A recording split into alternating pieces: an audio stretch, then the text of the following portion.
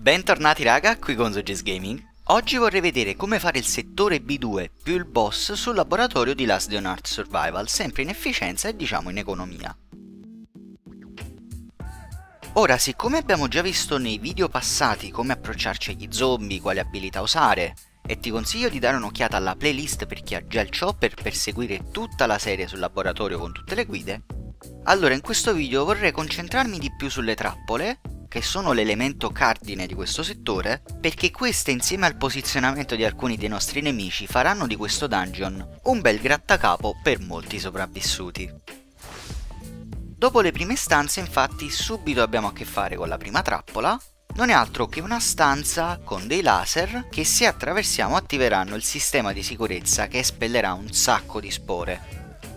Queste ultime funzionano un po' come le radiazioni, infatti i nostri punti vita massimi diminuiranno e contemporaneamente riceveremo circa 12 punti vita di danno al secondo.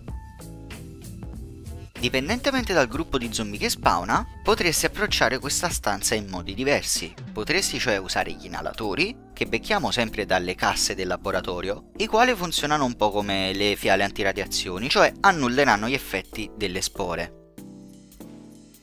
Altrimenti, se i nemici te lo permettono, supera semplicemente questa stanza, senza mai tornare indietro, anche se come hai potuto notare io, avendo avuto a che fare con molti vomitatori, ho per forza attivato la trappola in modo da tornare nella parte iniziale e avere più spazio di manovra. Questa trappola è seguita da quella congelata, che in realtà non richiede molte spiegazioni. I getti di aria fredda infatti non solo ci faranno dei danni, ma se rimaniamo esposti troppo a lungo potrebbero farci congelare e quindi rallentarci, non potremmo curarci per qualche secondo e quant'altro. E se vuoi proprio liberarti degli effetti del freddo puoi attraversarla dopo aver bevuto un bel goccetto di whisky. Da questo punto in poi le cose si fanno molto complicate, perché in questa stanza come vedi c'è questa enorme trappola che fa 70 di danni ogni volta che ci becca, in cui io ho assolutamente sbagliato l'approccio la prima volta che sono venuto qui. Secondo me la strategia ideale è quella di entrare nella stanza, cercare di arrivare alla console per cambiare il senso quanto più velocemente possibile, trascinare gli zombie dentro tenendo la vita al massimo e prendendoci danni di questa trappola che è sanguinaria, portarli altrove, ucciderli e poi ritornare lì nella console. Io purtroppo ho sbagliato e dovendo seguire il senso antiorario ho attirato un casino di zombie che mi hanno fatto un sacco di danni, se non sbaglio in questo punto sono anche morto 1 o 2 volte, per cui spero che vedere questi errori ti aiuterà ad evitarli la prossima volta che verrai qui. Subito dopo questa invece beccheremo le trappole che consistono nei sistemi di sicurezza del laboratorio. Si tratta cioè di alcune torrette automatiche e rinforzate. Infatti, come ci suggerisce la loro barra di vita, per poterle buttare giù e fare pieni danni abbiamo bisogno di armi genesi. Tuttavia qui il trucco è molto semplice, ti basterà essere svelto, preciso e attraversare la stanza nascondendoti dietro i bersagli. Ovviamente per liberarti dagli zombie io ti consiglio di portarli altrove, per cui saremo costretti a prendere un po' di danni. Occhio alla durabilità della tua armatura e occhio alle cure. E dopo aver ripulito anche la stanza dopo le torrette, finalmente possiamo arrivare al boss.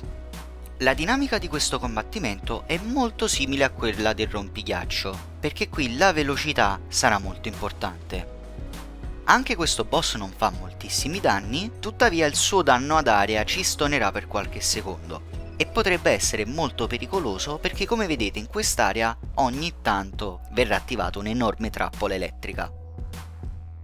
Ho usato un fucile a pompa e mezzo per buttare a terra questo boss, più una K47 e mezzo circa, o forse anche poco meno, con modifiche a full stabilità per buttare giù gli zombie scienziati che ogni tanto spawnano durante la fight. Se non hai la perk attiva di agilità faranno molto danni, ragion per cui ho portato una SWAT, anche se teoricamente per i punti di attacco e difesa del boss e di questi nemici che ogni tanto usciranno, una corazza tattica dovrebbe essere più che necessaria. Per cui spara il boss con il fucile a pompa quando non ci sono gli zombie normali, uccidi gli zombie normali con una K o in generale un fucile automatico ad alta stabilità per essere quanto più veloce possibile, evita le trappole e continua a combattere il boss con il tuo fucilozzo a pompa. Se decidi di portare una corazza tattica, valuta di utilizzare molte più cure. Io con la SWAT e la perk di agilità che mi fa evitare molti colpi degli zombie, ho usato circa 20 bende e 10 medikit. Quindi ovviamente se tu sei un buon sopravvissuto, porta più del necessario e stai tranquillo. Anche perché se moriamo il corpo uscirà all'inizio del laboratorio. Fammi sapere che cosa ne pensi di questo settore, di questo boss. Onestamente per me è stato abbastanza problematico, è la zona del laboratorio in cui sono morto più volte. Fammi sentire la tua con un commento. Iscriviti e attiva le notifiche così non ti perderai neanche un aggiornamento a tema Last Day on Earth e non. Qui con Zoggies Gaming, buona caccia!